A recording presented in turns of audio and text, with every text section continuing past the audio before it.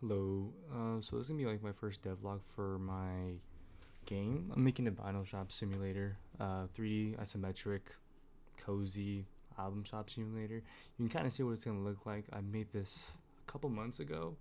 Reason I'm starting now is I'm limiting myself an hour a day to work on the game, and so just so I don't get burnt out and just lose like what I want to do for the game. So I'm limiting myself to an hour a day so I don't overwork myself.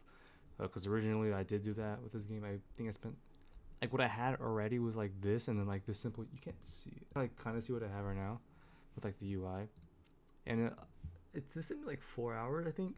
One day or two, like 2 days I did this, but it was just like this. That was all it is, and that took like 2 or 3 days, and I was like tired. I was like, oh my gosh, and so and I tried doing that, and then I tried getting an nav mesh going to work, and yeah, a whole lot of stuff. And that I'm not focusing right now. Right now I'm just focusing on the prototype to make sure if the game's fun right now. And so right now I'm working on the trading system. That's like I think it's my my core game loop.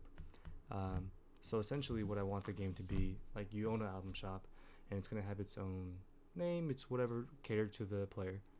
Um, and there's gonna be a Yelp star rating out of 5 stars, and your goal is to maintain those 5 stars and sell as many albums as you can or vinyls as you can, make the most money, customize your shop, make it look all however you want it to look, and each customer is unique. Each customer is gonna have its own personality. They're gonna be returning. They're gonna hold the same, like they're gonna hold value to you. It's not gonna be randomized customers like every week or so. It's gonna be the same customers over and over again. Kind of like how Papers, Please, you see the same people coming back and forth, and it's like you add some comedic relief, and that's kind of what I want in the game. I want to see like cheapskates. I want to like that they're gonna come in over and over again. Then it's gonna be like, I don't know, customers are loved by people, like they give them the most money, and so on and so forth. I want to create memorable customers, and so that's what I'm trying to go for. Make sure it's a pretty fun experience for everyone. And so right now, I'm working on the prototype on my negotiation stuff. So I've been working on it for the past 4 days. I want to say we can't see me that well. I've been working on it for the past 4 days. Oh, what day is it? Today's Sunday, right? Yeah, yeah. It's past 4 days and Thursday.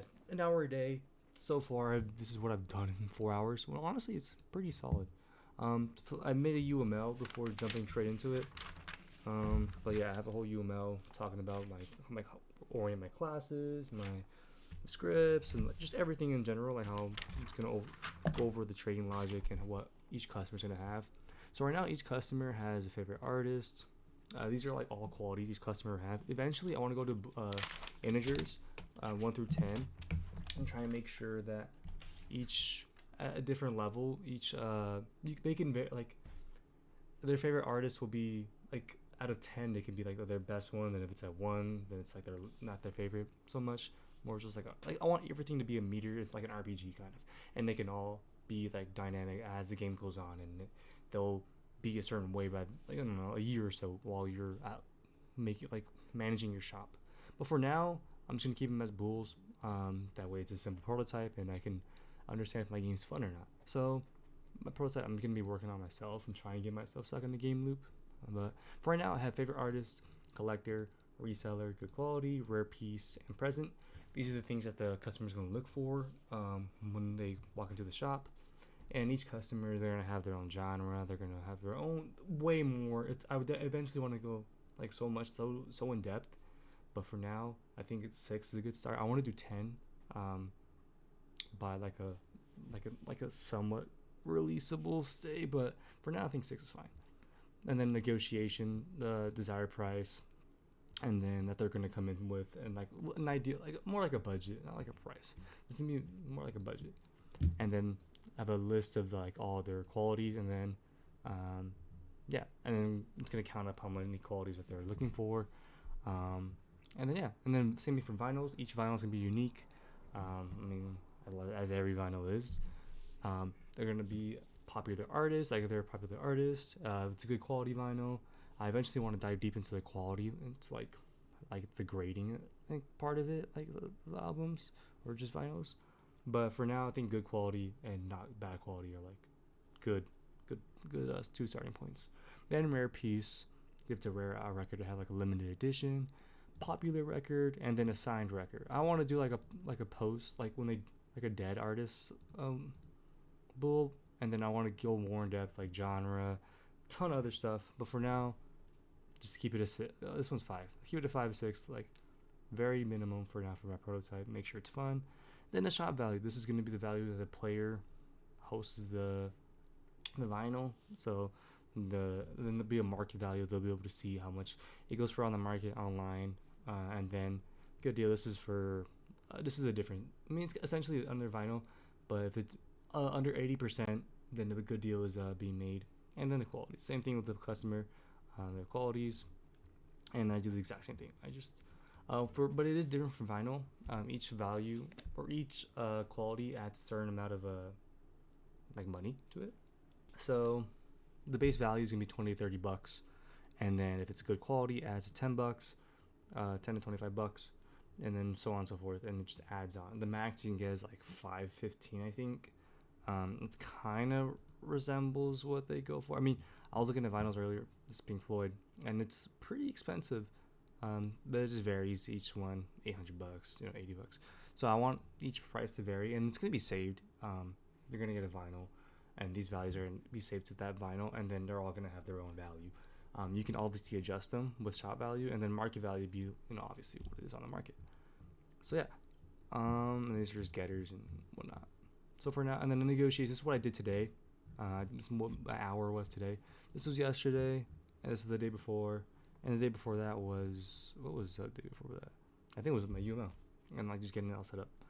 Then yeah. So today was more or less just getting the qualities, setting up negotiation. Eventually, I want to dive deep into shop value and have that adjust these values. Well, yeah. Each customer is going to be 3 types. They're going to be either a reseller, a collector, or a casual. Resellers will tend to try to be cheap on you and try and get it for half off, and then each quality will add 5% to that value, and then we round it the value, and it can vary from $40 to $70 on a $100 vinyl. And then collectors, they'll tend to overpay on their vinyl depending on how many qualities match with each other. And then casual, they'll pay around market price. They won't pay on the down market price, but they will offer like a decent price. And then eventually, like I talked about, I'm gonna go more in depth into the offers and add shop value, add in re-offer. Like I want it to be like Pawn Stars. They'll give an offer to you. You can counter offer, and then so on and so forth, and then a deal's made. So yeah. So right now I think I have a good start for negotiation, but I want to do, continue on this, spend another hour tomorrow, or I think tomorrow I have 2 hours tomorrow. So I'm doing an hour for this first week, and then 2 hours starting next week, and I'll see how I've been, because I don't want to get burned out. I want to, save as much time as I can, and try and kind of make myself want to keep on working on this in my game.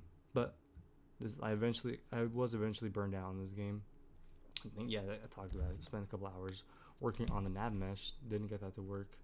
But now I know how to do nav meshes. I know how to do any pathfinding algorithm. It's pretty generic. And what I plan to eventually have is just the customer will come into the store. They'll browse around for a bit, and then they'll switch to okay, time to go to my section. And they're gonna look like their genre, make it stereotypical, they're gonna look like rock art, like a rock fan.